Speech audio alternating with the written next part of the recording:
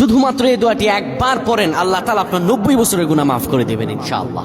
আপনার 90 বছরের গুনাহ মাফ হয়ে যাবে যদি মাত্র এই দোয়াটি যদি একবার পড়তে পারেন। আপনার ভাগ্য খুলে যাবে, রিজিকে বরকত আসবে, মনের ন্যাক আশা পূরণ হবে, আল্লাহ আপনার সব দোয়া কবুল করে দিবেন। সুবহানাল্লাহি ওয়া বিহামদি।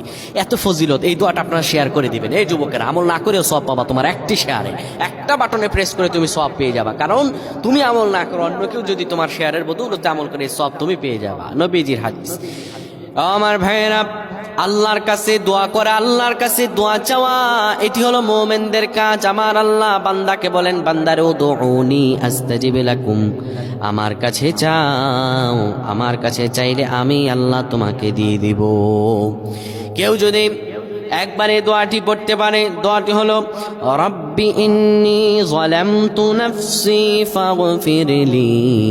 কেউ যদি এই দোয়াটা একবার পড়তে পারে, আমার আল্লাহ তাআলা তার 90 বছরের গুনাহগুলো মাফ করবেন। কবিরা গুনাহ নয়, সেটি হলো সগীরা গুনাহ। সগীরা গুনাহ মাফ হবে। বলবেন হুজুর 90 বছর তো হয়নি, তাহলে গুনাহ মাফ হবে কি করে?